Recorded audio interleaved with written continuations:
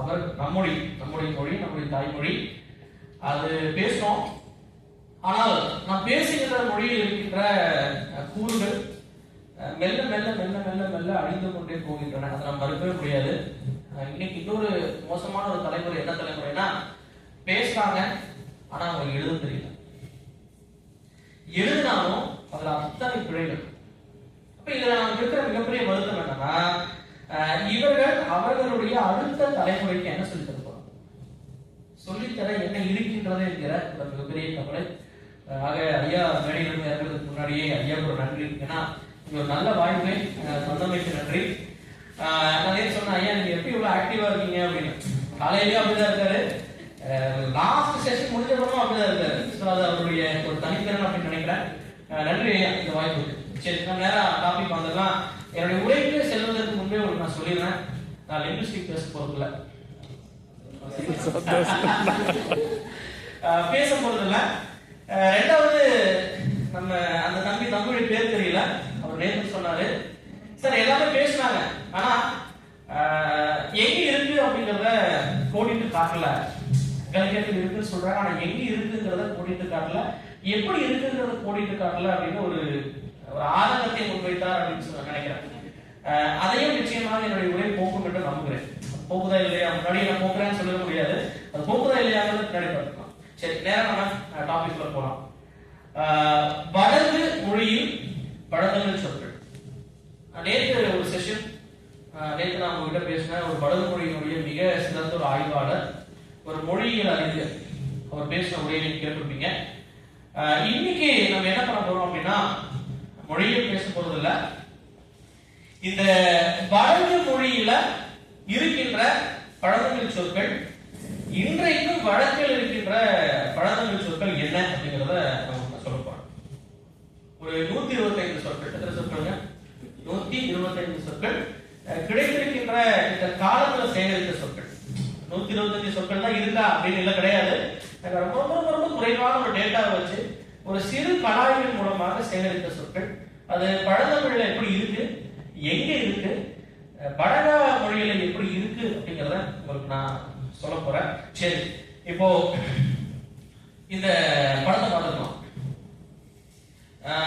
நான் போன செஷன் மாதிரி எல்லாம் என்னுடைய ஒட்டுமொத்த செஷனையே நான் வரலாறு சொல்ல போறது இல்லை, ஒரு 5 நிமிஷம் இல்லாட்டி 10 நிமிஷம். நீலகிரியில, இது ஒரு நீலகிரியில் இருக்கின்ற எல்லா ட்ரைபும் இருக்கிற ஒரு போட்டோ. இதுல இந்த கையில ஒரு கத்தி வச்சிருப்பார், இது வந்து ஒரு படகு சமுதாயத்தை சார்ந்தவர். அந்த கையில வச்சிருக்கிற அந்த கத்தியை வந்து படுகுல இருவாளோ அப்படிம்பாங்க, ஈர்வாள் அப்படிங்கிறது தான் இருவாளோ அப்படின்னு சொல்லுவாங்க. பக்கத்துல அவருடைய போட்டோ.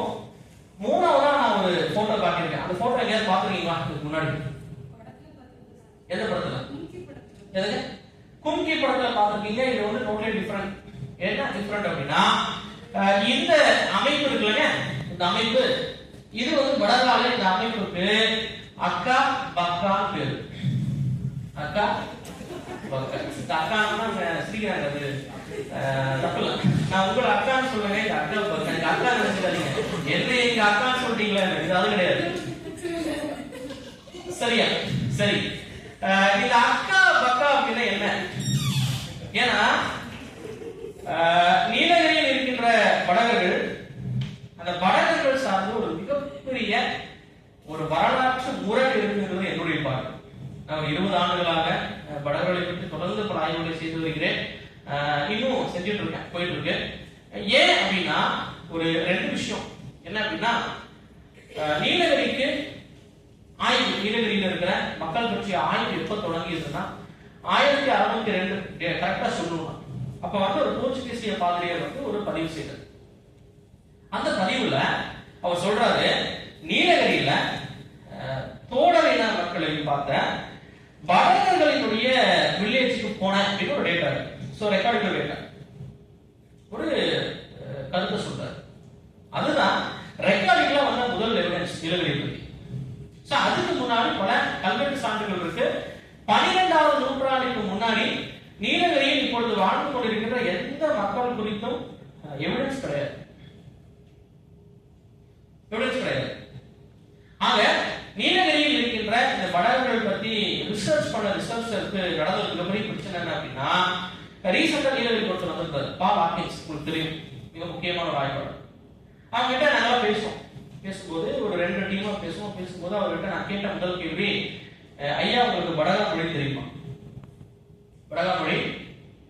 அவர் சொல்றாரு எனக்கு படகா மொழி தெரியாது. சரி, நீங்க எத்தனை கிராமங்களுக்கு கலாய்வுக்கு போயிருக்கீங்க?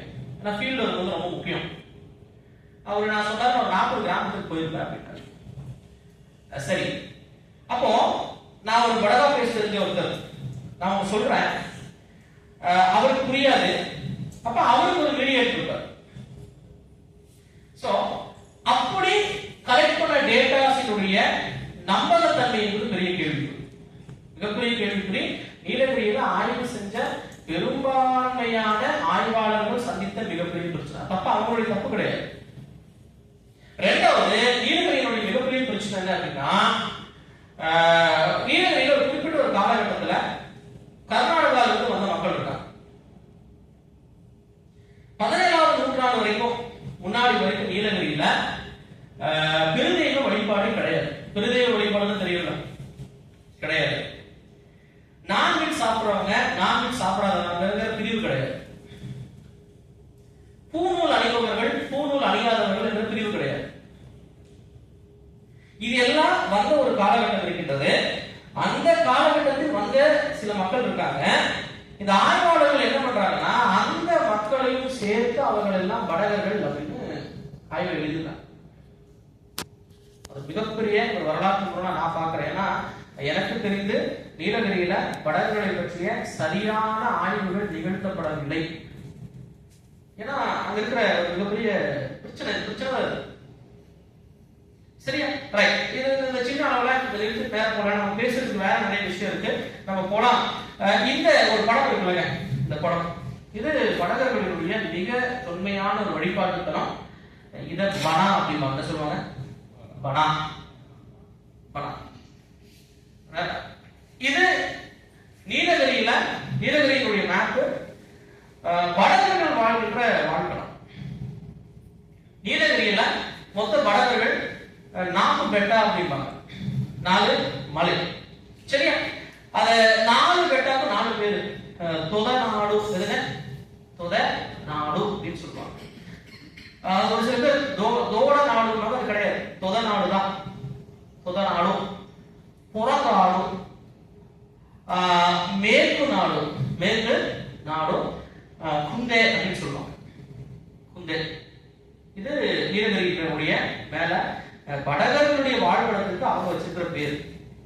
இரண்டாவது, நீலகிரியில மிக உயரத்தில் வாழ்பவராக படகர்கள், அவங்களுடைய வாழ்க்கையை வந்து நேற்று ஆளுமையா சொன்னாரு. இப்ப இந்த படகாங்கிற பேர் இருக்குல்ல, அதுல பலப்பட்ட பிரச்சனை இருக்கு. என்ன பிரச்சனை இருக்குன்னா, இந்த படகாங்கிற பேர் வந்து கால்கொள்ளையை முன்வைப்பாரு. இந்த ஆங்கிலேயர்கள் வந்து பர்கர் அப்படின்னு சொல்லுவாங்க. அப்படின்னா வடக்கிலிருந்து வந்தவர்கள் அப்படின்னு சொல்றாரு. நண்பர்களே, ஒரு டேட்டா பதிவு பண்றேன். வடக்கு மொழியில் வடக்கு என்கின்ற சொல்லே கிடையாது. நேற்று அண்ணன் சொன்னாரு, மலைப்பகுதிக்கு என்ன கிடையாது, திசை கிடையாது. இங்க சொல்ற இந்த மேற்கு நாடுங்கிறத பல ஆய்வாளர்கள் மேற்கு நாடுங்கிறாங்க. என்ன சொல்றாங்க? கிடையாது, அது மேற்கு நாடு கிடையாது. மேற்கு அப்படின்னா உயர்ச்சின்னு அர்த்தம். மேற்கு என்பது உயர்ச்சி, மேல. நேற்று சார் என்ன சொல்றாங்க, மேல கீழே, மேற்கு நாடு தான். சரியா?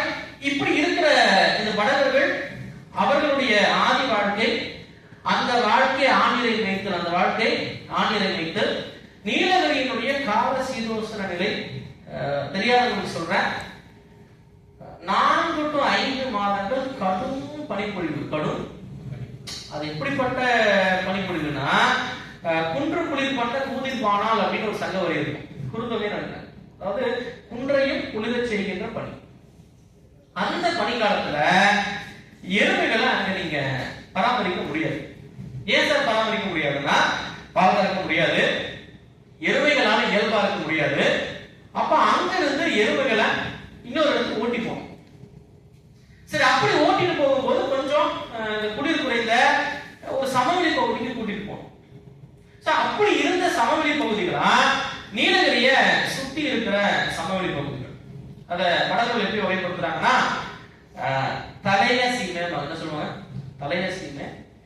மலைய சீமை, மேல் சீமை. தலைய சீமை, மலைய சீமை, மேல் சீமை. அதாவது மேல் சீமைங்கிறது இந்த மேட்டுப்பாளையம். மேட்டுப்பாளையத்துக்கு இன்னொரு பேர் சொல்லுவாங்க மூலத்துறை. மூலத்துறை அப்படின்னா படுகுல வந்து ஆற்றங்கரை இருக்கும். தலைய சீமைங்கிறது வந்து கூடலூர் பகுதி. சோ இந்த இடத்துக்கு எருமைகளை ஓட்டிட்டு போவாங்க. அப்படி கூட்டிட்டு போற எருமைகள் இது காலங்காலமாக அப்படி கூட்டிட்டு போற எருமைகளுக்காக அங்க அமைக்கப்பட்டிருக்கின்ற இடங்கள் எம்மட்டி. அது பேர் என்னங்க? எம்மட்டி. இப்போ வடகர்களுடைய ஊர் பேர், இப்ப நம்ம எப்படி தொதவர்களுக்கு மந்துங்கிற ஊர் பேர் இருக்கும், வடகர்களுடைய ஊர் பேருக்கு வந்து அட்டின்னு பேர். நான் அண்ணனுக்கு ஒரு விளக்கம் சொன்னேன். அட்டிங்கிறது வந்து அடுக்கு அப்படின்னு சொன்னேன். அதுக்கு இன்னும் ஒரு சில பேர் உண்டு. நேற்று வந்து ஆளுநரையா சொல்லுவாரு, பட்டி என்பதுதான் அட்டி மாறி போச்சு. பட்டி என்பதுதான் அட்டி. பட்டினா வந்து எருமைகளை வளர்த்துக்கிற இடம். அட்டி மாறி போச்சு சொல்றாங்க. அதுக்கு இன்னொரு அர்த்தமும் இருக்கு. என்ன அர்த்தம் இருக்குன்னா, அட்டிங்கிற மொழி சொல் தமிழினுடைய ஊற்றுதல் என்கின்ற சொல்லோடு பொருந்தக்கூடியது. திருக்குறள் ஒரு யாப்பினோடு அட்டிய நீர் அப்படின்னு ஒரு வருது. அட்டிய அப்படின்னா ஊற்றுறது. சரி, இதுக்கும் இது வடர்களுக்கு என்ன சம்பந்தம்னா, எருமைகளுக்கு உப்பு ஊற்றுவது, எருமைகளுக்கு உப்பு ஊற்றுவது என்பது வடகர்களுடைய ஒரு ஒரு பண்பாடு, ஒரு கல்ச்சர். நீங்க அந்த 4 மாசத்துல எருமைகளை கூட்டிட்டு அந்த எருமைகளை ஓட்டிட்டு போவாங்க. அந்த பனிப்பொழிவனுடைய காலம் முடிந்த பிறகு அப்படி கூட்டிட்டு போற இடம் வந்து எம்மட்டி. கூட்டிட்டு போற இடம் எம்மட்டி. போயிட்டு அந்த சமவெளி பகுதியில அங்க வச்சு பனிப்பொழிவு காலம் முடிந்த பிறகு எருமைகளுக்கு எங்க ஓட்டிட்டு வருவாங்க. சார் இதுக்கு எவிடன்ஸ் இருக்கா? இருக்கு. வடகர்களுடைய கடைசி மாத பெயர் நேத்து ஐயா சொன்னாரு, எம்மாட்டி. என்னங்க? எம்மாட்டி. அத ஒரு ஆய்வாளர் சொல்லுவாரு, ஏ மாதி அப்படின்னு சொல்லுவாரு. மாதி அப்படின்னு சுற்றுன்னு அர்த்தம். ஏ மாதினா ஒரு வருடத்தினுடைய ஒரு சுற்று. அப்போ இந்த எம்மாட்டிங்கிறது என்னன்னா, எம்மையான படுகுல எருமை அர்த்தம்.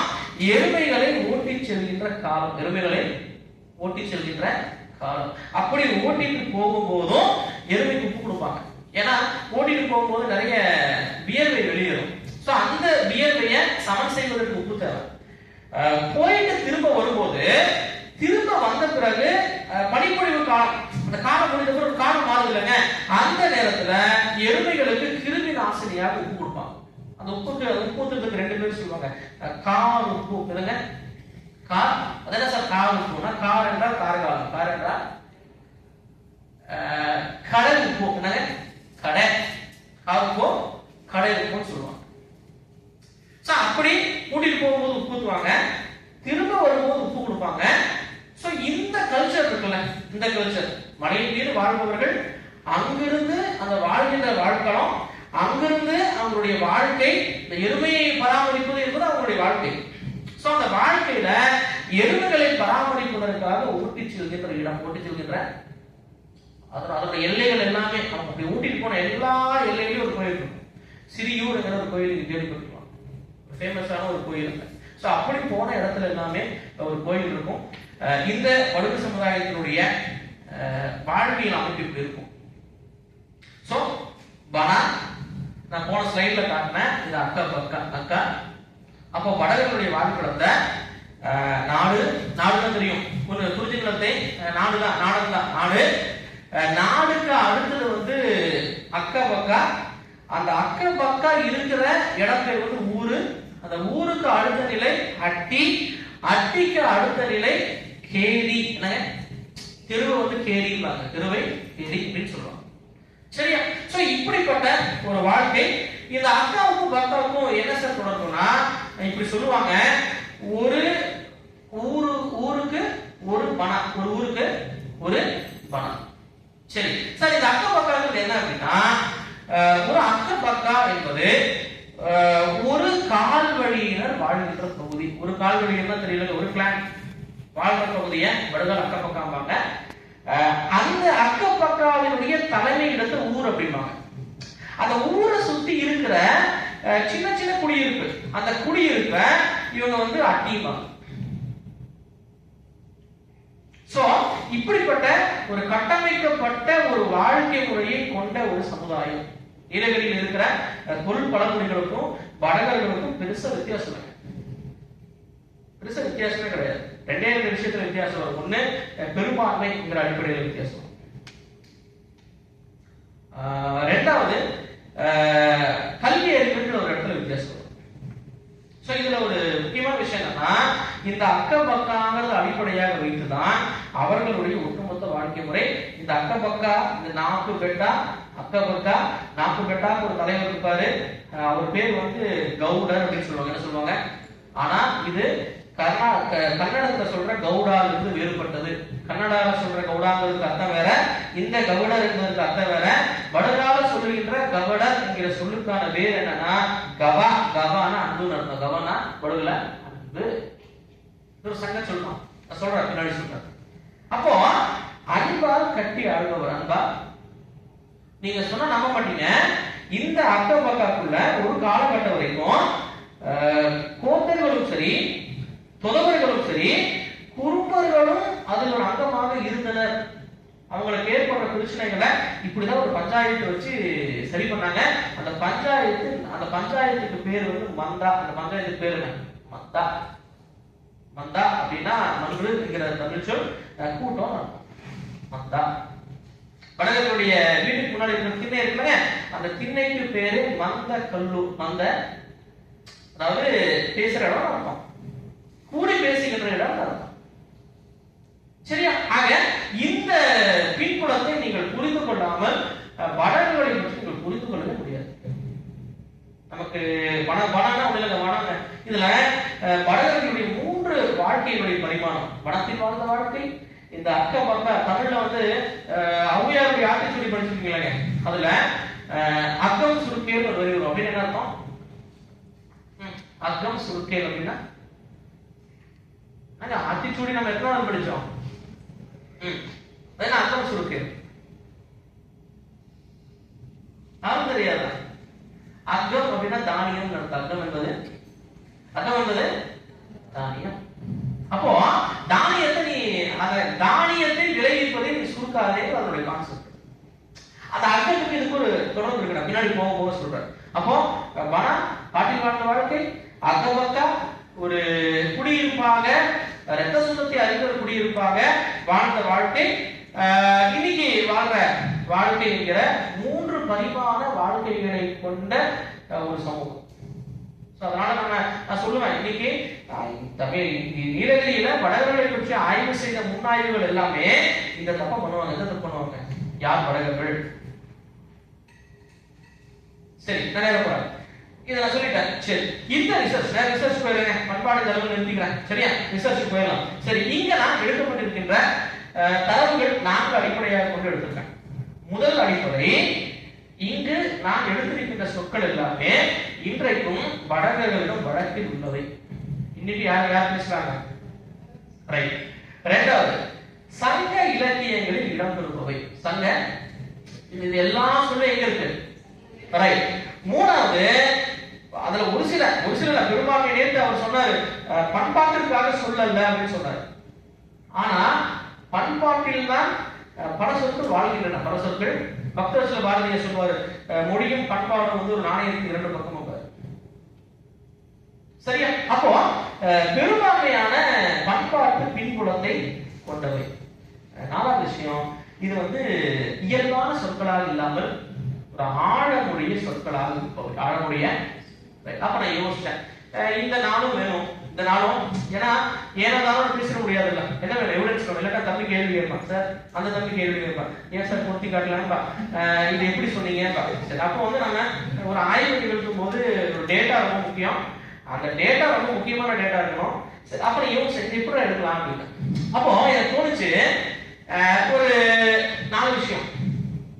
ஒண்ணு, வடகர்களுடைய இடப்பெயர். நீலகிரிக்கு அவர்கள் இட்டிருக்கின்ற பெயர். சரி, அந்த இடப்பெயர் வந்து பொதுவாகவே தொன்மையான பேரா அப்படிதானே? தொன்மையான பேரா. இரண்டாவது, வடகர்களுடைய வாய்மொழி வழக்காறு. அப்ப வாய்மொழி வழக்காறுல மிக தொன்மையாக இருக்கிறது அவங்களுடைய முதுமொழிகள், ப்ராவர்ப் அப்படின்னு சொல்லுவாங்க. சரி, ப்ராவர்ப். மூணாவது, அவங்களுடைய பெயர் சொல். நாலாவது அவங்களுடைய வினைச்சொல். நாலாவது அப்ப நம்ம இந்த ஃபர்ஸ்ட் செஷன்ல அவங்களுடைய இடப்பெயர், அந்த இடப்பெயர்ல குறிப்பா நீலகிரியில் இருக்கிற படகர்கள் கிட்ட அவங்க 400க்கும் மேற்பட்ட ஊர்ல வாழ்றாங்க. அந்த 400 மேற்பட்ட ஊர்ல சின்ன சின்ன இடப்பெயர் இருக்குல்ல, அந்த இடப்பெயர் எல்லாம் சேர்த்துனா ஆனந்தராஜ் என்கிற ஆய்வாளர் சொல்றாரு 6000க்கு மேற்பட்ட இடப்பெயர்கள் உண்டு. எத்தனை இடப்பெயர்கள் இருக்கு? 6000க்கு மேற்பட்ட இடப்பெயர். அவர் அதை நிரூபிச்சிருக்காரு. இங்க மலைகளை மட்டும் குறிக்கின்ற, எதை குறிக்கின்ற? மலை அப்படிங்கிற சொல்லை மட்டும் குறிக்கின்ற வடகர்கிட்ட மலையை குறிக்கின்ற 63 சொற்கள் இருக்கு. எத்தனை சொற்கள்? 63 சொற்கள் மலையை மட்டுமே, மலை பகுதி, அந்த மலை சார்ந்த ஊரை மட்டுமே குறிக்கின்றது. அதுல எதெல்லாம் பழந்தமிழோடு பொருந்தக்கூடியதாக இருக்கின்றது என்பது என்னுடைய பொசிஷன். நிறைய இருக்குங்க. நான் எடுத்துக்கிட்டது எதை குறிக்கின்ற சொல்? மலையை குறிக்கின்ற சொற்கள் மட்டும்தான். சரியா? இது நம்முடைய ஃபர்ஸ்ட் ஆஸ்பெக்ட். நம்ம நேரா போலாம், முதல் சொல்லுக்கு போலாம். சரி, எடுத்த உடனே ஃபர்ஸ்ட் ஒரு பேரு கவடு தலை. கவடு தலை. சரி, இது வடகர்கள் வாழ்கின்ற ஒரு ஊர். இந்த ஊர்ல இருக்கிற இந்த கவடு தலை என்கிற இந்த சொல்லை நீங்க பாத்தீங்க அப்படின்னா இதுல 2 சங்கச்சொல் இருக்கின்றது. அது சங்கத்தோடு பொருந்தக்கூடிய சொல்லாக இருக்கின்றது. இன்னொன்று சொல்றேன், நான் சொல்ற சொல் சங்கத்தில் இருந்தா மட்டும் போதாது, அது எதோட பொருந்தணும்? நம்ம எடுத்துக்கிட்ட இந்த பொறுமையோடு பொருந்தணும், அப்பதான் அது அந்த சொல். சரி, இப்போ சங்கத்தில் எடுத்துக்கிட்டீங்கன்னா ஒரு வாக்கு இருக்கு, சூர்புகழ் அடுக்கத்து. சூர்புகழ் அடுக்கத்து, அடுக்கம் அப்படின்னு ஒரு சொல். ரெண்டாவது கவான், ரெண்டாவது ஒரு சொல் இருக்கு பாருங்க, பெருமலை கவான். பெருமலை கவான். அப்போ இந்த கவடு தலை என்ற இந்த இடப்பெயர் இருக்கிற அடு என்கின்ற சொல், கவடு தலை, கவடு தலை, இதுல அடு என்கின்ற சொல் அடுக்கம் என்பதை குறிப்பது. எதை குறிப்பது? எதை குறிப்பது? அடுக்கம். அதே போல முன்னாடி இருக்கிற கவடு என்பது கவான் என்கின்ற சொல்லை குறிப்பது. எதை குறிப்பது? கவான் என்கின்ற சொல்லை குறிப்பது. இதனுடைய அர்த்தத்தை நீங்க எடுத்துக்கிட்டீங்கன்னா இந்த சொல்லானது எதை குறிக்கின்றது அப்படின்னா, இந்த அடு என்பது அடுக்கம், சங்க இலக்கியத்திலே மலையை குறிக்கிறது, வடக மொழியிலும் அடு என்பது மலையை குறிக்கின்றது. எதை குறிக்கின்றது?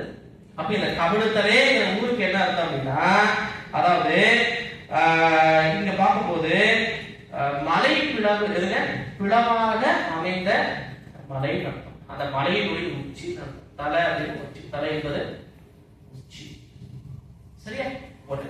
ரெண்டாவது கீழே அரை ஏனும், அரை, அது இன்னைக்கு அந்த சொல்ல அறவேனு மாத்திட்டாங்க. நீங்க நிறைய அதை மொழிப்படுத்தும் போது, ஏன்னா படகா மொழிக்கு படகர்கள் பேசுகின்ற உங்களுடைய தாய்மொழியான படகா மொழிக்கு ஸ்கிரிப்ட் கிடையாது, வெறும் வாய்மொழி தான், அது ஒரு ட்ரைபல் லாங்குவேஜ் மாதிரி. ஸோ அந்த மொழிக்கு ஸ்கிரிப்ட் கிடையாது. எழுதும் எப்படி எழுதிட்டாங்கன்னா அறவேணும் அப்படின்னு எழுதிட்டாங்க, அறவேணும்னு எழுதிட்டாங்க, அது கிடையாது, அரை ஏனும் அரை. ஸோ இந்த சொல்லில் இருக்கின்ற இந்த அரை என்கின்ற இந்த படுகு சொல் இருக்குல்லங்க, அந்த படுகு சொல் 2 பொருளை குறிக்கும். ஒன்னு மலையை குறிக்கும், ரெண்டாவது பாறையை குறிக்கும். ரெண்டாவது இது சங்க இலக்கியத்துல அரையின் முட்டை, அரையின் முட்டை. இது குறுந்தொகையில் இடம்பெற்றிருக்கிற ஒரு பாடல். அங்க சொல்கின்ற அரை என்பது பாறையை குறிப்பது. அப்போ ஏனோங்கிற படுகு செலுத்து விளிம்புன்னு அர்த்தம். ஏனுனா விளிம்புன்னு அர்த்தம். பாறைகள் நிறைந்த மலையின் விளிம்பு அர்த்தம். பாறைகள் இல்லாட்டி விரிவாக அமைந்த பாறைகள் நிறைந்த மலை, பாறைகள் நிறைந்த மலை, பாறை, அறை அப்படின்னு பார்ப்போம். சரி, மூணாவது சொல் பந்திமி. எதுங்க? பந்திமி அப்படின்னு சொல்லுவாங்க. அதுல இந்த இமிங்கிற சொல் இருக்குல்ல, இந்த இமிங்கிற சொல் ஏற்று இமிழ் கயிற்று. ஏற்று இமிழ், அங்க சொல்றது இமிழ் என்பது நமக்கு தெரியும், எருதினுடைய முதுகில் இருக்கின்ற திமிழ். எருதினுடைய முதுகில் ஒரு திமிழ் இருக்குல்ல, அதை இமிழ் அப்படின்னு சொல்லுவாங்க. எருதின் திமிழ் போல் இருக்கின்ற மலை, எருதின் அந்த மலை அப்படி இருக்கு. அந்த பந்திமி ஏரியாவை பார்த்தா அப்படி இருக்குங்க. சோ இப்ப நான் சொல்றது எல்லாமே அந்த இடத்தின் நிலவியலோடு பொருந்தக்கூடியது. எதோடு பொருந்தக்கூடியது? எனக்கு அந்த நிலவியலை காட்டுறதுக்கான வாய்ப்பு கிடைக்கல, நம்ம கூகுள் போட்டோ அந்த அளவுக்கு தெளிவா கிடைக்கல. அதனால உங்களுக்கு நான் இந்த டேட்டாவை காட்டுறேன். ஆக்சுவலி டேட்டா நீங்க பாத்தீங்கன்னா இந்த இமி என்பது வடகால மலையை குறிப்பது, திமிரை குறிப்பது. அது ஒரு மலை சார்ந்த பகுதி. அந்த எருதினுடைய திமில் போல் இருக்கின்ற எருதினுடைய திமில் போல் இருக்கின்ற மலை இருக்குது. அடுத்தது ஒரு சொல் இருக்கு, ஒரு வடகப்பை உவன கண்டி. உவன கண்டி இதுவும் சங்கத்தோட பொருந்தக்கூடிய ஒரு சொல். இங்க சொல்ற இந்த உவனங்கிற ஒரு சொல் இருக்குல்லங்க, அது சங்கத்துல உடல் உயிர் உருங்கு உவனம், உடல் உயிர் உருங்கு. சோ இந்த உவனம் என்பது சங்க இலக்கியத்துல குறிக்கிற உவனம் என்பது எதை குறிக்கின்றது என்றால் கருடனை குறிப்பது. எதை குறிப்பது? கருடனை குறிப்பது. நீங்க இந்த உவனக்கண்டிங்கிற அந்த பகுதியை பார்த்தா அந்த பகுதிக்கு மேலே என்றைக்குமே கருடன் பறந்துகிட்டே இருக்கும். கருடன் பறந்து கொண்டே இருக்கும். இந்த பேரை வந்து இந்த சொல்லுக்கு பேர் நடத்திக்கிட்டு இருக்காங்க.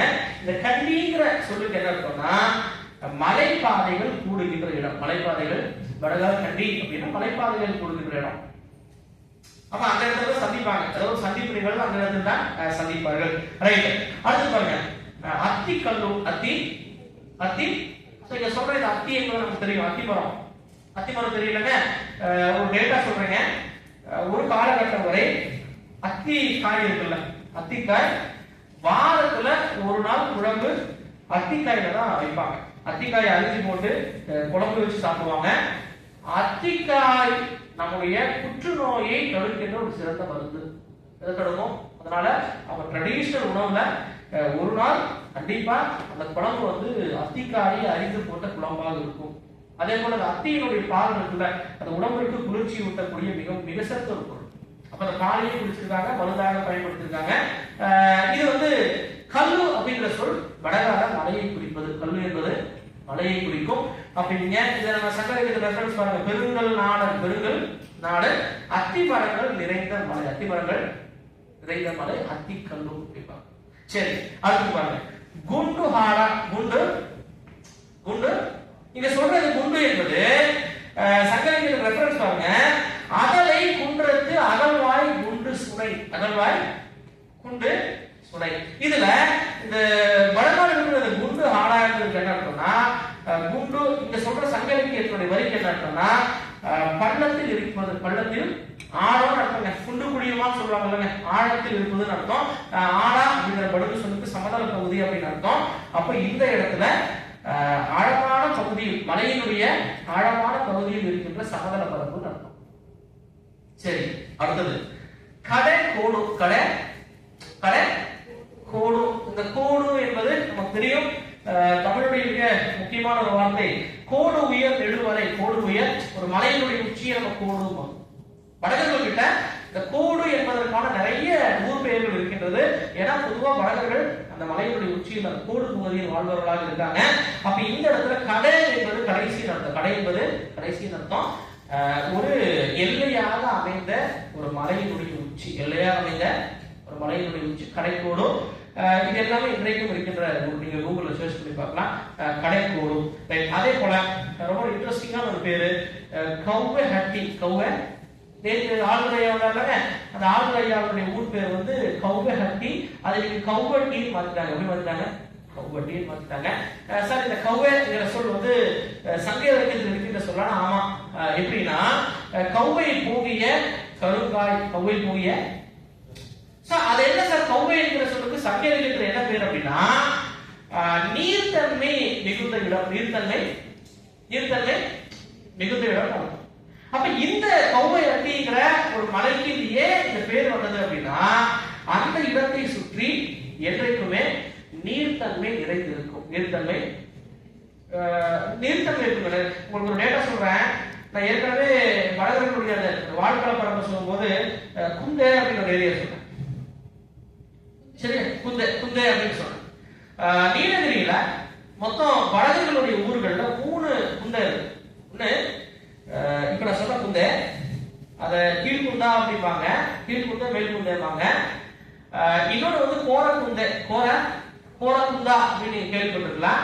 இன்னொன்னு தலைக்குந்தா. இன்னொன்னு நீங்க நல்லா கவனிச்சீங்கன்னா குந்தே என்கின்ற பெயர் வைத்த இடத்திலெல்லாம் இந்த குந்த சீமையை தவிர மற்ற இடங்களில் வடகர்கள் வசிப்பதில்லை. வடகர்கள் ஏன் வசிப்பதில்லை? அவங்க முன்னோர்கள் ஏன் வசிக்கலன்னா அந்த இடங்கள் எல்லாம் நீர் நிறைந்த இடங்கள். எப்படிப்பட்ட இடங்க? மழை பெஞ்சா தண்ணி தண்ணி இருக்கும்.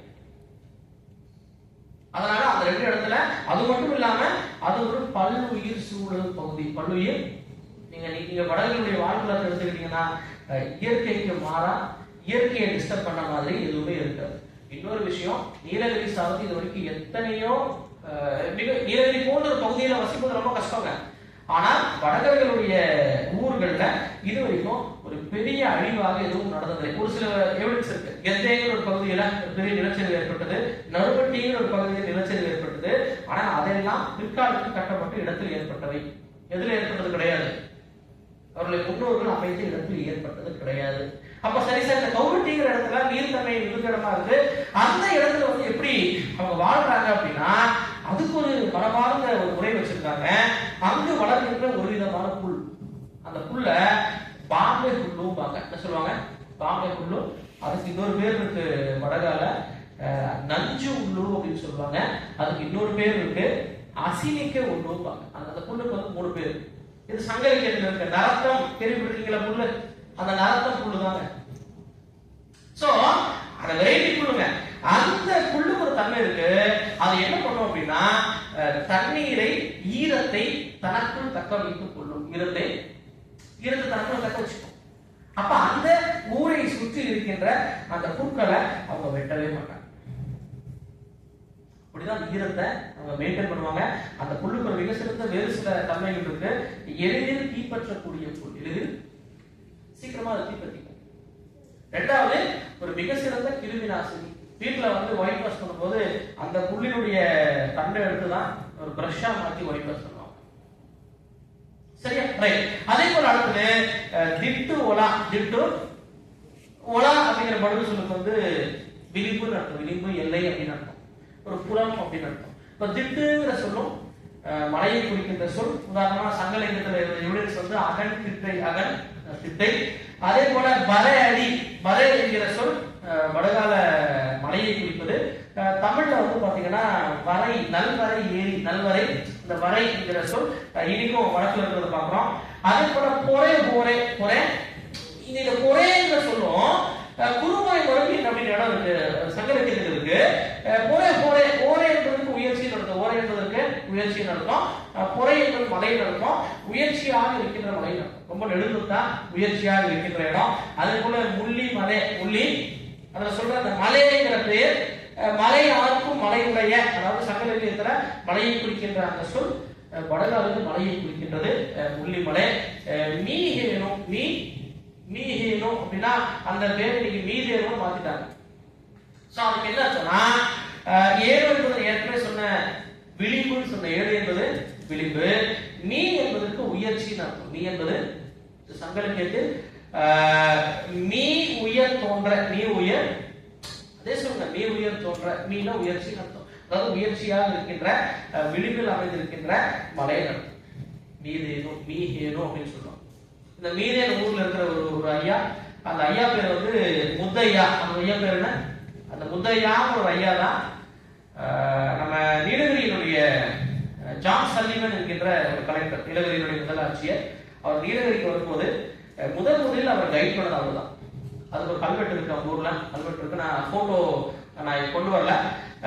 அவர் தான் முதல்ல வந்தவர் வந்து கைட் பண்ணார். முத்தையா அப்படிம்பாங்க. முத்தையா கிடையாது, முத்தையா அப்படின்னு சொல்லுவாங்க. வடகுல முத்த அப்படின்னா அதற்கு குவியல் அப்படின்னு அர்த்தம். என்ன அர்த்தம்? குவியலாக அப்படின்னு. சரியா? சரி. அடுத்து அதே போல மேற்கு நாடு என்ன சொன்ன, அங்க சொல்ற மேற்கு என்பது மேற்கு கிடையாது. அதாவது சங்க இலக்கியத்துல மேற்கு எழுபெருக்கிணை, மேற்கு என்பது உயர்ச்சி நடக்கும். மேற்கு என்பது உயரமான மலையில் அமைந்த பகுதியில் அர்த்தம். அதே போல அடுத்து நேரி, மேடு, நேரி, மேடு. அந்த சொல்ற மேடுங்கிற சொல் வந்து மலையை குறிப்பது.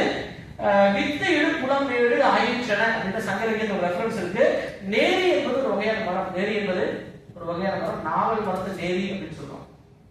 அது வடகர்களுடைய புனித மரம் நேரி மரம் இருக்கு. நேற்று ஐயா சொன்னாங்க நெருப்பு கடைவதற்கு, அந்த நெருப்பு கடைவதற்கு பயன்படும் ஒரு வகையான மரம் வந்து நேரி மரம். ரெண்டாவது, அவங்க குலதெய்வத்தினுடைய குறியீடாக இருக்கின்ற மரம் வந்து நேரி மரம். நான் ஃபர்ஸ்ட் இந்த ஒரு ஸ்லைட் போட்டுங்களேன். நம்முடைய வெரி ஃபர்ஸ்ட் ஸ்லைட். இந்த ஸ்லைட்ல அந்த தலையில ஒரு இத நம்ம தமிழ்ல கண்ணின்னு சொல்லுவாங்க. கண்ணி சுடிம்பாங்க. கண்ணி சுடி, அதாவது ஒரு இடத்துல இருந்து இன்னொரு இடத்துக்கு போகும்போது இந்த இடத்தை சார்ந்தவன் என்கின்ற அடையாளம் சூடுவது சொல்லுவோம். சங்கலிகத்தில் குறிப்பிட்டு குறிப்பாட்டுல அவர் பதிவு செஞ்சிருப்பாரு. சோ அப்படிப்பட்ட ஒரு சடங்குக்கு போகும்போது அந்த கண்ணியை சூடி செல்கின்ற இந்த கண்ணி இருக்குல்லங்க, இந்த இலை தான் நேரி மரத்தினுடைய இலை. சரியா? அப்போ இந்த நேரி மரங்கள் நிறைந்த இந்த பகுதியை அவங்க வந்து நேரி மேடுன்னு சொல்றாங்க. நீங்க ஜான் சலிவன் இருக்காருல்ல, அவர் நீலகிரிக்கு வந்து தங்கின இடத்தினுடைய பேர் வந்து கண்ணேரி. அது ஒரு வடகர் வாழ்கின்ற ஊர் தான். கண்ணேரி என்பது நேரி மரத்தில் நிறைய வெரைட்டி இருக்கு. பெண்ணேரி, கண்ணேரிவாங்க. கண்ணேரி என்பது என்னன்னா காய்க்காத நாவல் பழத்தை கொண்ட அந்த மரத்தை, காய்க்காத நேரி மரத்துக்கு கண்ணேரி நடக்கும். சரியா? அப்ப இந்த நேரி மேடு கடைசியா மோடு ஓரே, அது மொட்டு ஓரே மாத்திட்டாங்க. எப்படி மாத்திட்டாங்க? மொட்டு ஓரே மாத்திட்டாங்க.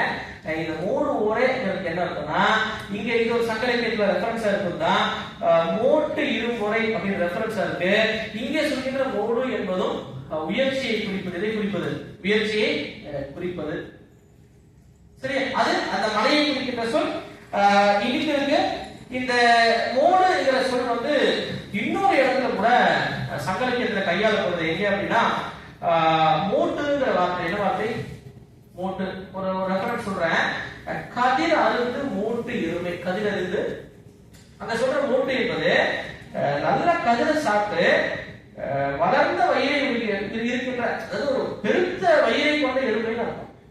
இந்த மோட்டுங்கிற இந்த சொல் வளர்கிட்ட மொள்ளே என்கின்ற சொல்லாக அவங்க வந்து தொப்புள்குடிய மொள்ளக்குடி என்ன சொல்லுவாங்க? மொள்ளே மொள்ளக்குடி, தொப்புள்குடி. வடகர்கிட்ட ஒரு தொன்மையான வழக்கம். என்ன வழக்கம்னா, ஒரு கால் வழியில ஒரு குழந்தை பிறந்தா அந்த குழந்தையினுடைய தொப்புள்குடியை எடுத்துட்டு போய் ஒவ்வொரு ஊர்னு சொல்லலங்க, அக்கம் பக்கம் ஊர்னு சொன்னல, அந்த ஊர்ல முக்குழு பெற்றூர்னு ஒரு மரம் இருக்கும். அதை நான் சொல்றேன், பின்னாடி போகும்போது சொல்றேன். அந்த ஒரு சங்க இலக்கிய சொல் ஒக்கல் இருந்தது. அந்த மலைக்கு மேல போன கோட்டை இருக்கும். அந்த காலத்துல அவங்களுக்கு காவல் காத்த கோட்டை இருக்கும். அந்த கோட்டையில புதைச்சு வைப்பாங்க. எதை புதைச்சு வைப்பாங்க? இன்னைக்கு நம்ம ஸ்டெம் செல் கலெக்ஷன் சொல்றோம்ல, அன்னைக்கு ஸ்டெம் செல் கலெக்ஷன் போல இந்த அக்கபக்காவிற்கு பிறந்தவன் அப்படிங்கிற ஒரு அடையாளமாகவும் இருக்கலாம். ஒருவேளை அது பெரிய மருத்துவம் இருந்திருக்கலாம், எனக்கு தெரியல. சரியா? சோ இது வரைக்கும் பார்த்த இந்த 16 ஊர் பெயர்கள். எத்தனை ஊர் பெயர்கள்ல? 16 ஊர் பெயர்கள்ல ஒரு 18 சொற்கள் எங்கேயும் பொருந்தது, எங்கேயும் பொருந்தது. வடகர்கள் இன்னைக்கும் வழக்கில் இருக்கு. ஊர் பெயராக இருக்கின்றது, சங்க இலக்கியத்திலும் இருக்கின்றது. அது இரண்டுமே அப்படியே பொருந்துகின்றது. அப்படியே இட்டோவா பொருந்துங்க. எந்த இடத்துலயும் மாற்றமே இல்லாமல் பொருந்துகின்றது. சரியா? இது வந்து 16 சொற்கள் மலையை குறிக்கின்ற சொற்கள். சரி, இப்ப நம்ம முதல் பகுதியில இருந்து நம்ம அடுத்த பகுதிக்கு போறோம். அடுத்த பகுதியில நான் ஏற்கனவே சொன்னேன், வடகர்கள் குறித்த ஒரு 10 பிராவம். எத்தனை பிராவம்? 10 பிராவம் எடுத்திருக்கேன். இதுவரை தொகுக்கப்பட்ட முதுமொழிகள் மட்டும் வடகர்கள் கிட்ட 2338 முதுமொழி இருக்குங்க. 2338 ஒரு தொகையாக இருப்பது. அதுல இருந்து ஒரு 10 முதுமொழி. எத்தனை முதுமொழி? 10 முதுமொழி. சரி, ஃபர்ஸ்ட் முதுமொழி. ஆங்கை மேங்கே ஹாரா. ஆங்கை மேங்கே ஹாரா. மேங்கை ஆங்கே ஹாரா. மேங்கை ஆங்கே மேங்கே ஹாரா. மேங்கே வந்து ஆங்கே ஹாரா அப்படின்னு ஒரு ப்ராவர்ப் இருக்கு. அது புரியுதா? கெஸ் பண்ண முடியுதா? உங்களுக்கு ஏதாவது கெஸ் பண்றீங்களா? எதுப்பா? ஆந்தை இல்லைங்க. பாருங்க, இதுல இந்த இந்த ஆங்கைங்கிற சொல்றீங்க, இது சங்க இலக்கியத்துல அங்கை நிறைய. அங்கை இங்க அங்கை என்பது இங்க உள்ளங்கை நடக்கும். அங்கை என்பது என்ன? அம் என்றால் அழகான நடக்கும். அங்கை. அம் என்றால் உள்ள அகம் நடக்கும். அகங்கை. பாருங்க, அங்கை. மேகை யாரா? மேகை என்பது மேல்கை. மேகை என்பது மேல்கை. அது நீங்க சங்க இலக்கியத்துல மேற்கோள் கடிதப்புறம். அதே போல இந்த ஆறாங்கிற சொல் இருக்குல்லங்க, ஆகும் என்கின்ற சொல் வடகால ஆறா என்பதனுடைய ஒரு வடிவமாக. இது ஆகும் என்பதற்கு முந்தைய ஒரு சங்க இலக்கியம் வந்து ஆக்சுவலி செவ்வியல். அதை எழுதுவதற்காக உருவாக்கப்பட்டது. இது முழுக்க முழுக்க பேச்சு மொழி. அப்ப இந்த இடத்துல ஆங்கை மேகையாரா மேகை ஆங்கையாரா என்ன சொன்னா உள்ளங்கை மேல்கையா மாறும், மேல்கை கீழ்கையா மாறும். இதுவும் கடந்து போகும், இதுவும் கடந்து போகும். சொல்லக்கூடாது ஆங்கை மேகையாரா மேகை ஆங்கையாரா அப்படின்னு சொல்லுவாங்கல்ல. எப்படி வேணா மாறும்ல. இப்படியே வச்சுக்க முடியுமா? இப்படி மாத்தாது. இது இப்படி வச்சுக்க முடியுமா? இப்படி மாத்தாது. இப்ப காலம் மாறும், காலம் மாறும் என்பதை என்கிற இது அழகா தமிழ் எப்படி கொடுக்கலாம்னா காஞ்சி திணையோடு கொடுக்கலாம். எதோடு கொடுக்கலாம்? காஞ்சி திணைக்கு தொல்காப்பியர் சொல்வாரு நில்லா உலகம் புள்ளி என்று நெறித்தேன். நில்லா உலகம், உலகத்தை எதுவுமே நிலையில்லாத காஞ்சி திணைங்க. சரி ரைட். சரி, ரெண்டாவது ப்ராப்ளம் பாருங்க. உசர கொட்ட கொத்தி நொசல நக்கீரா. உசர கொட்ட கொத்தி நொசல நக்கீரா இது ஒரு ப்ராப்ளம். இதுல உயிர், உசுறு என்பது உயிர். சங்க இலக்கியத்துல உயிர் செய்யும் மரபு நிறைய இருக்கு. கொட்டை என்பது கொடுத்த அர்த்தம். கொட்டை என்றா கொடுத்த. இதுக்கு சங்க இலக்கியத்துல கொடுக்க என வேண்டுமே. நொசலு என்பது நுதல். சங்க இலக்கியத்துல வர நுதல் என்கின்ற சொல் ஒள்நுதல். ஒள்நுதல் என்றால் ஒளிபருந்திய நெற்றியை குறிக்கின்ற ஒள்நுதல் என்பது வடகிழக்கிட்ட நொசலு. முதல் நொசலோ நக்கீரா அப்படின்னா நக்குன்னு அர்த்தம். இதுக்கு என்ன அர்த்தம்னா உயிரை கொடுத்து வளர்த்த பூனை. கொத்தினா பூனை, கொத்தினா படுங்கள. உயிரை கொடுத்து வளர்த்த பூனை நம்முடைய நெற்றியை நக்குகின்றது. நெற்றியை அண்ணா அடிக்கடி ஒரு ப்ராப்ளம் சொல்லுவாரு. நாயை கொஞ்சனா வாயை நக்கும்பாங்க. நாயை கொஞ்சனா அது கடைசியில் வாயை நக்கும்பாங்க. அப்போ உயிரை கொடுத்து வளர்த்த அந்த பூனை எதை நக்குது? நெத்தியை நக்குது. சோ என்ன சொல்லுவாங்கல்ல, இவ்வளவு கஷ்டப்பட்டு வளர்த்த கடைசியில கருவேப்பிலை தூக்கி வீசிட்டியாமா. வளர்த்த கடை வந்து மாறி பாயும் என்பதை போல ஒரு சொல்லாச்சு. அப்படிதான். இது கொஞ்சம் சாஃப்டா, இது வந்து கொஞ்சம் சாஃப்டா. சிறு கொடுத்து வளர்த்த பூனை என்னுடைய நெத்தியை நக்குது, கடைசியில நெற்றியை நக்கும் என்பதை போல ப்ராப்ளம். சரி, அடுத்த ப்ராப்ளம் பாருங்க. இது ரொம்ப முக்கியமான ப்ராப்ளம் பாருங்க. உடுவாடு தின்னமா ஊருடன் இல்ல, மந்து கூட தின்னமா மாயம் இல்ல. உடுவாடு தின்னமா ஊருடன் இல்ல, மந்து கூட தின்னமா மாயம் இல்ல அப்படின்னு ஒரு ப்ராப்ளம். இதுல நீங்க பாத்தீங்கன்னா ஒரு 5 சொற்கள் அப்படியே சங்கத்தோட பொருந்தது. உடு என்பது வந்து உடும்பு. உடு என்பது இந்த உடும்பு என்பதனுடைய முதல் உடு, அதாவது பரண்டோல் உடும்பின் கொடும்பால் ஏற்றை. அதே போல இங்க சொல்ற வாடு என்பது வாடூன் என்கின்ற ஒரு சங்க சொல். இன்னைக்கு பாடு அப்படிங்கிற பாடு மாமிசம் தான். பாடு என்றா அதுல எப்படிப்பட்ட மாமிசம்னா உப்பிட்டு உணக்கிய மாமிசம். உப்பிட்டு. அப்போ அடுத்து பாருங்க, மாய என்பது மாயம். மாய என்பது மாயம். சங்க இலக்கியத்துல மாய செலவா செத்து மரம் பெற்று கடைசியில ஊறணும் அப்படின்னா வியல் ஊர் அப்படிங்கிற சங்க சொல். இந்த ப்ராப்ளத்துக்கு என்ன அர்த்தம்னா உடும்பினுடைய அந்த கரியை தின்றவன் ஊரில் இருக்க மாட்டான். ஊரில் உடும்பு கரியை தின்ன ஊர்ல தங்க மாட்டானா.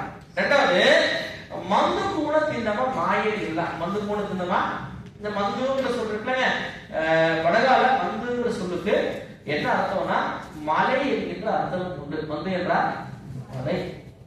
அப்போ மலையில் இருக்கின்ற கூடு என்பது காளான். கூடு என்பது காளான். அந்த மலையில் இருக்கின்ற காளானை உண்டவன் உண்டு விட்டால் அவனுடைய மாயம் இருக்காது. அவனுடைய அது என்ன சார் மாயம் இருக்காது அப்படின்னா இந்த பிராவணத்துக்குள்ள மிகப்பெரிய பண்பாட்டு கூறு இருக்கு. ஒரு சில பேர் இங்க சொல்கின்ற மந்து என்பது தோழர்கள் வாழ்கின்ற இடமாகவும் கொள்ள இடம் உண்டு. அதாவது அவர் எவ்வளவு பெரிய மாயாவிக்காரனா இருந்தாலும், மாயாவிக்காரனா தெரியலங்க, இந்த ஏமாறு ஒரு படத்துல வடிவேல் சொல்லுவாங்க, சிறுத்தை சிக்கும் சில்வெட்டு சிக்குமாங்கிற மாதிரி ஆளு கூட இந்த கூடை சாப்பிட்டுதான் அவன் எங்கேயும் போக மாட்டான், திரும்ப எங்க வந்துருவான். அந்த கூடையுடைய சுவைக்காக வீட்டுக்கு வந்து விடுவான் என்கின்ற அந்த ப்ராப்ளம் இருக்கு. சார் உடும்பு சாப்பிட்டவன் ஊர்ல நிற்க மாட்டாங்க. ஆமா, ஏன்னா அந்த உடும்பு கறியினுடைய ஒரு சுவை, இரண்டாவது அது தருகின்ற எனர்ஜி. அவனால சும்மா இருக்க முடியாதுங்க. சும்மா என்ன பண்ணுவாங்க, களை புரட்டுறது, ஊரு அப்படிலாம் செய்வாங்க. அது உடுபாடு தின்னமா ஊருனா தங்க, மது கூட தின்னமா மாயம் இல்ல அப்படிங்கிற ஒரு ப்ராப்ளம் இருக்கு. அதுல இன்னொரு விஷயம் கூட சொல்லுவாங்க, இந்த மாய மந்திரங்கள் செய்பவர்கள் குறிப்பிட்ட அந்த இடத்துல இருக்கிற அந்த கூணை, அந்த கூணை என்பது காளானை தின்றார், அதற்கு பிறகு அவருடைய மாயம் செல்லுபடியாகாதுன்னு. இப்ப இன்னைக்கு கூட நீங்க பாத்துக்கிட்டீங்கன்னா இந்த மந்திரம் சார்ந்த மருத்துவத்தில் ஈடுபடுவாங்கல்ல, அப்ப அந்த மந்திரத்தை மற்றவங்களுக்கு சொல்லக்கூடாதுமா. சொன்ன என்ன ஆகுமா, அது பழிக்காது அப்படிம்பாங்க. நீங்க பாத்துக்கலாம். சரியா? சரி, அடுத்து பாத்துக்கோங்க. சொன்ன ஏற்கனவே சொன்னேன், ஒக்கல மக்கள ஒம்பத்து வரை. ஒக்கலா மக்கள நான் ஒரு ஒக்கில பெட்டுன்னு சொன்னேங்க. எங்க ஊர் பகுதியில் இருக்கின்ற ஒக்கில பெட்டு தான் எங்க ஊர் பகுதியில் இருக்கிற. சரி, இந்த ப்ராவர்ப்ல இந்த ஒக்கல சொல்றதுல இந்த சங்க இலக்கியத்துல முனிந்த ஒக்கலோடு, முனிந்த ஒக்கல் என்கிற சொல் மக்கா என்பது வந்து வகமுறை தழுப்ப, அதாவது மக்கள் என்பது குறிக்குது. 9 என்பது 9, 9 என்பது 9. சரியா? சரி, இங்க சொல்ற இந்த ஒக்கல் என்பதற்கு என்ன அர்த்தம்னா, இந்த ப்ராவர்பு ரொம்ப முக்கியமான ப்ராவர்பு. இங்கே சொல்கின்ற ஒக்கல் என்பது ஏற்கனவே சொன்னதை போல ஒரு கால் வழியாக வாழ்கின்ற மக்கள், ஒரு கால் வழியாக. அதெல்லாம் சார் ஒக்கல் பெட்டுனா ஆணிரைகளை வைப்பது சரி, சாப்பிடுறதுக்கு வேணும்ல. அதுக்காக திணைகளை வளர்ப்பதற்காக அவர்கள் பயன்படுத்திய அந்த மலைக்கு பெயர் வந்து ஒக்கல். ஒக்கல் பெட்டு. நான் சொன்னேன், அந்த தொப்புள்குடியை கொண்டு போய் புதைப்பாங்கன்னு, அது இந்த மலையில. இந்த மலையில திணைகளை விளைப்பதற்கான மலை. இந்த ஓரத்துல எல்லாம் மலைப்புற வேளாண்மை கேள்விப்பட்டிருப்பீங்க. இங்க சொல்லி இந்த ஒக்கல், ஒக்கல் என்பதற்கு இன்னொரு ஒரு அர்த்தம் இருக்கு. போரடித்தல். ஒக்கல் என்பதற்கு ஒக்கலிக்கோதும். இதை வச்சு ஒரு சில ஆய்வாளர்கள் என்ன தப்பு கணக்கு போடுறாங்கன்னா, வடகர்கள் வந்து ஒக்கிலிகள் கவுண்டர்களோடு தொடர்புடையவர்கள் கிடையாது. அந்த ஒக்கிலுதாங்கிறதுக்கு அர்த்தம் வேற, ஒக்கல் என்பதற்கு அர்த்தம் வேற. இப்போ எல்லாம் சொல்றது ஒரு பண்பாட்டு பிற்புலம் இருக்குல்ல. உதாரணமா நீலகிரியில குன்னூர் ஊர் இருக்கு. அந்த குன்னூருக்கு ஒரு சில பேர் என்ன விளக்கம் சொல்லுவாங்கன்னா, குன்று ஊர் தான் குன்னூரா மாறி போச்சிருக்காங்க. அப்படி கிடையாது. அதாவது அவருடைய பண்பாட்டு பிற்புலத்தை பார்த்தோன்னா, வடகர்கள் ஒரு முன்னோர் குன்ன எத்த பார்ப்பாங்க. அவன் உருவாகிற ஊர் வந்து குன்று. இதுக்கு வந்து எவிடன்ஸ் இருக்கு. என்ன எவிடன்ஸ் இருக்கு? அந்த ஊர்ல இருக்கின்ற அக்கம் இருக்கு, ஊர் இருக்கு, பணம் இருக்கு. அப்படி அமைத்த அந்த பணம் 2 வகையான பணம் இருக்கு. உட்டு பணம், கட்டு பணம். அதாவது உட்டு பணம் வந்து உருவாக்குற இடம். கட்டு பணம் வந்து இந்த எருமைகளை மேய்ச்சிட்டு போகும்போது இருட்டிடும், அங்க எருமைகளை பாதுகாத்து வச்சிருப்பாங்க. அப்படி உருவான ஊர். சரியா? அப்ப இங்க சொல்ற ஒக்கல் என்பது சுற்றம். ஒக்கல் என்பது சுற்றம், ஒரே கால்வழியை கொண்ட சுற்றம். இந்த ஒக்கலை வச்சு ஒரு சில பேர் இந்த ஒக்கிலர்களோட கம்பேர் பண்றாங்க. அந்த தப்பு. படகர்களுக்கும் ஒக்கிலர்களுக்கும் எந்த தொடர்பும் கிடையாது. மிகப்பெரிய ஒரு ஆய்வு முரண். சரியா? சரி, அடுத்து பாருங்க. ஒரு ப்ராவர்பு, ஓமை தொட்டி உனக்கே ஆறவா. ஓமை தொட்டி இங்க சொல்லிட்டு, இந்த ஓமை என்பது சங்க இலக்கியத்துல ஓமை என்கிற ஒரு சொல்லலாம். பாருங்க, ஒரு நாள் ஓமை, ஒரு மரம் இருக்கு. உனக்கே என்பது உலக்கை. உனக்கே என்பது உலக்கை. பாசவல் இடித்த கருங்கால் உலக்கை. அரவா அப்படின்னா ஆகுமான அர்த்தம். அரவானா இந்த ப்ராவர்புக்கு என்ன அர்த்தம்னா, ஓமை மரம் வளர்ந்து அது உலக்கைக்கு ஆகுமா. உலக்கைக்கு ஏன்னா உலக்கை செய்யணும்னா அந்த மரம் எப்படிப்பட்ட மரமா இருக்கும்? வலிமையான மரமா இருக்கும் இல்ல. அப்போ ஓமை மரம் நல்லா வளருது. அந்த வளர்க்கின்ற ஓமை மரத்தை வைத்து உலக்கை செய்ய முடியுமா? முடியுமா? முடியாது. போன ப்ராவர்புடைய பொருள் சொன்னேன். இந்த போன ப்ராவர்புக்கு ஒரு முக்கியமான பொருளுங்க. அது என்ன? ஒக்கல மக்கள் ஒவ்வொரு வரேன்னா, நீங்க வடகர்களுடைய நான் சொன்னேன் மந்தா அப்படின்னு இந்த பஞ்சாயத்து முறையை வச்சுட்டீங்கன்னா, அவர்களுடைய பஞ்சாயத்து 9 கட்டங்களை கொண்டது. எத்தனை கட்டங்கள்? 9 ஸ்டேஜுங்க. 9 கட்டம். அவன் ஏழையா இருந்தாலும் சரி, பணக்காரனா இருந்தாலும் சரி, எல்லோருக்கும் அந்த இங்க சொல்ற வரை என்பது வந்து விதின்னு சொல்லுவாங்கல்ல, வரை அப்படிம்பாங்க. வரைப்பாங்க, வரிப்பாங்க. யாரா இருந்தாலும் அவங்களுக்கு வந்து 9 சான்ஸ் இருக்கு. எத்தனை சான்ஸ் இருக்கு? இப்போ பணம் அதிகமா வைக்கிறவங்களுக்கு வந்து சட்டம் எப்படி நடக்கும் நமக்கு தெரியும். ஆனா அது கிடையாது. நீ யாரா இருந்தாலும், நீ ஏழையாக இருந்தாலும் உனக்கு வந்து 9 இடங்கள் உண்டு. உன்னுடைய பிரச்சனை 9 இடங்களில் தீர்க்கப்படும். அதை இன்னும் டீட்டெயிலா பேசணும். நிறைய டேட்டா கொண்ட விஷயம் நிறைய இருக்கு. சரி, இப்ப அடுத்தது இதை நம்ம சொல்லிட்டோம். அடுத்தது பாருங்க, ஒரு ப்ராவர்பு, தப்பிரி கூசும் மண்டை வீசுவனே ஆணிகளுன மே. தப்பிரி கூசும் மண்டை வீசுவனே ஆணிகளுன மே. இந்த ப்ராவர்புல இருக்கிற 5 சொற்கள் அப்படியே சங்கலக்கியத்தோடு பொருந்தது. தம்பிரி என்ற சொல் இருக்குங்க. தம்பிரிங்கிற சொல் வந்து புள்ளிகள் புரிந்த பூத்த தபம் இதற்கும் தப அப்படிங்கிற சொல். இந்த சொல் சங்கலக்கியத்தோடு புரிகின்ற தப. இப்ப நீங்க புறத்திணைகளை படிக்கும் போது தபாத இலைங்கிற ஒரு நிலை படிச்சிருக்கீங்களா? புறப்புற மலையில தும்பையில வரும் நினைக்கிறேன். தபாத நிலைங்கிறது என்ன? சாரி, தாவது நிலை, தகாத நிலை. அதாவது ரெண்டு பேருமே ஒருவரை வெட்டி இரண்டு பேருமே இறக்கின்ற நிலை, தருவாயில் இருக்கின்ற நிலையை வந்து தகாத நிலை அப்படின்னு சொல்லுவாங்க. இங்கே சொல்ற இந்த தப்ரி என்கிற இந்த சொல்லுக்கு அனாதை அர்த்தம். தப்ரி என்றால் அப்பாவும் இல்லை அம்மாவும் இல்லை. கூசு அப்படின்னா குழவின்னு அர்த்தம். கூசு என்பது குழவி. நீங்க பாத்தீங்கன்னா மாசியில் தப்பி மடவோடு குழவி சங்க இலக்கியத்துல. மண்டே அப்படின்னா தலை அர்த்தம். மண்டை என்பது தலை. சங்க இலக்கியத்துல பாத்தீங்கன்னா ரெண்டு வகையான மண்டை இருக்கு. தேயை கொண்ட வெண்மண்டை, இது வந்து ஆக்சுவலி மண் சட்டியை குறிக்குது. பிச்சை பாத்திரத்தை குறிக்கிற அழகான அருங்கல் மண்டைங்கிற சொல்லு இருக்கு. அப்போ ஒரு சட்டியை போல இருக்கிறதுனால தலையை வந்து அவங்க மண்டைன்னு சொல்லிருக்காங்க. என்ன சொல்லுவாங்க? மண்டை சொல்லியிருக்காங்க. பீசு அப்படின்னா பீசு என்றால் பீசு சங்க இலக்கிய சொல்ல தேர் பீச கவிகை. ஆணி கல்லுங்கிற சொல் வந்து ஆலி என்கின்ற சங்க சொல். அதாவது உரையில் ஆலி. ஆலி அப்படின்னா ஆலங்கட்டி அர்த்தம். ஆலி என்றால் ஆலங்கட்டி. இந்த பிராவல் சொல்லுது பாம இல்லாத அநாத குழந்தைக்கு முடி எடுக்கும் போது, மண்டை பேசுவதுன்னா முடி எடுக்கிறது அந்த முடி எடுக்கலங்க. முடி எடுக்கும் போது ஆலங்கட்டி மழை பெய்யுது. ஆலங்கட்டி மழை பெய்ஞ்சா என்ன ஆகும்? என்ன வெளியே போக முடியுமா? ரெண்டாவது மொட்டை அடிச்ச தலைக்கு மேல ஆலங்கட்டி மழை வந்தா என்ன ஆகும்? போய் அப்பா அம்மா இல்லாத ஒரு குழந்தைக்கு முடி எடுக்கும் போதுதான் இந்த ஆலங்கட்டி மழை பெய்யும். சொல்லுவாங்க பரிதாபம் சொல்லுவாங்க. என்ன சொல்லுவாங்க? பரிதாபமா அப்படின்னு சொல்லுவாங்கல்ல. அப்ப இந்த பிராவர்ல பாத்தீங்கன்னா இந்த 5 சொற்கள் அப்படின்னு இருந்தது. அடுத்தது ஒரு முக்கியமான ஒரு பிராவர் பாத்தீங்கன்னா நட்ட பண்ணாது கோணக்கரையா. நட்ட பண்ணாதோ, அதாவது இதுல நட்டாங்கிற சொல் இருக்குல்ல, இது ஒரு சங்க இலக்கியத்தில் இடம்பெறுகின்ற சொல். நட்டா அப்படின்னா நட்டோர், ஆக்கம், வேண்டியும். நட்டோர் அப்படின்னு ஒரு சொல், சங்க இலக்கிய சொல். கோணா அப்படின்னு நேற்று சொன்னாங்க. ஆண் எருமைய வடகர்கள் கோணா அப்படிம்பாங்க, பெண் எருமைய நாமோ அப்படிம்பாங்க. இந்த கோணா என்பது பாத்தீங்கன்னா ரெண்டு சொல்லோட போடுறது. கோவிடத்து 1000 மகள் அங்க சொல்ற கோவோடுவோம், உச்சி கட்டிய கூடை ஆவி அங்க சொல்ற ஆவோடுவோம் பொருந்தக்கூடிய சொல்லாக இருக்கின்றது. என்ன சொல்? கோணா. அப்போ இங்க சொல்ற நட்டாங்கிறதுக்கு என்ன அர்த்தம்னா, நான் ஏற்கனவே சொன்னேன் அக்கா பக்கா ஒரு அக்க பக்காவை சார்ந்தவர்கள் அதே அக்க பக்கால எல்லாம் ஒரே கிளான். அப்ப அவங்க வந்து இன்னொரு அக்க பக்கால இருந்து கல்யாணம் பண்ணிக்கணும். வடகர்கள் அக்கா மகளை திருமணம் செய்து கொள்வதில்லை, திருமணம் செஞ்சுக்க மாட்டாங்க அக்கா பொண்ணு. ரெண்டாவது அவங்களுக்கு ஒரு சில வரையறை இருக்கு. இந்த அக்க பக்கால இருந்து தான் பெண் எடுக்க வேண்டும். இந்த வகையில் நீங்க சொன்னா ஆச்சரியப்படுவீங்க. வடகர்களுக்குள் இதற்கு சிக்கல் செல் அனிமியா போன்ற மரபு நோய்கள் இருக்குல்ல, மரபு நோய்கள் இருக்கும்.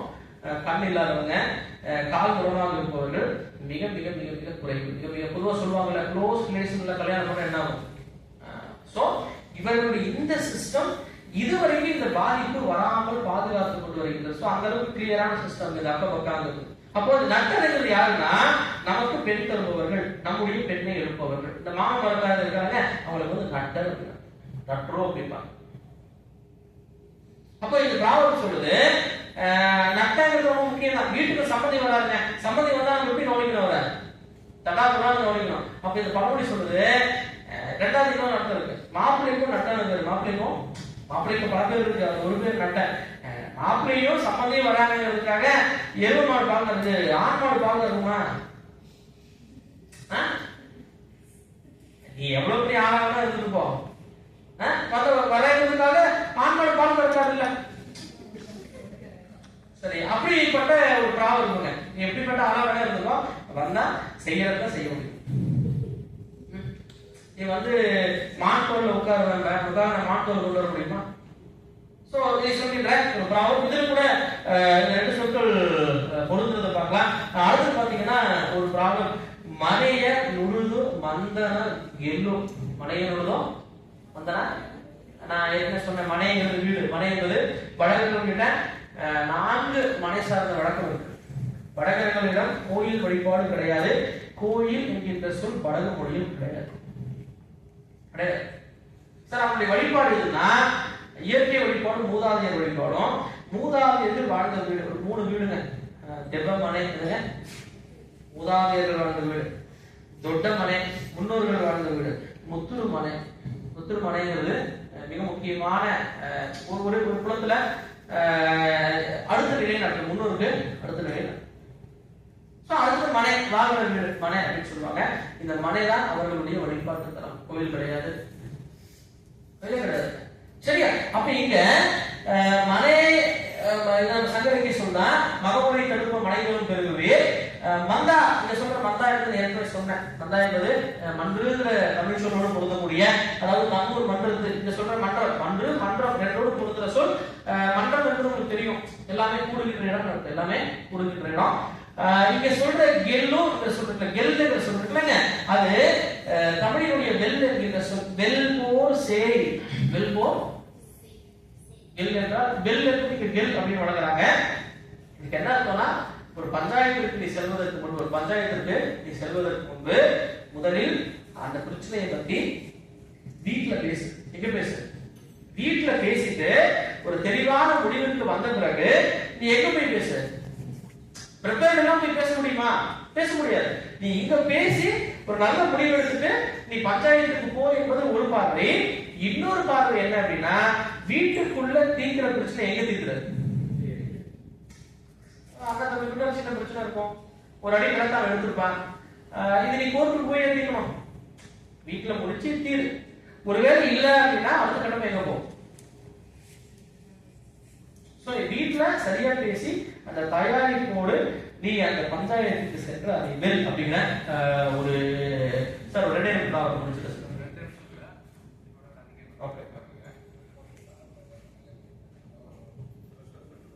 Okay sir. இப்போ நம்ம இதோட ஸ்டார்ட் பண்ணலாம். ஓகே சரி. இதோட நேரத்தில் அநேகமா ஒரு ரெண்டு ப்ராப்ளம் தான் சார். எவ்வளவு நேரம் ஆகுது வர சார்? வந்து இப்பவே முடிச்சுவா. ஓகே சரி, இதோட நிறுத்திக்கலாம். இந்த 2 ப்ராப்ளம் பார்த்துட்டு அடுத்த கட்டமா நம்ம பேஜ்ல விலேஜ்ல பார்க்கலாம். இன்னும் இன்ட்ரெஸ்டிங்கான பல விஷயம் இருக்கு. இதோட இந்த அமர்வை நாம் நிறைவு செய்யலாம். சார் இந்த நாட்கள் கேட்கணுமோ விட்டுலாம்.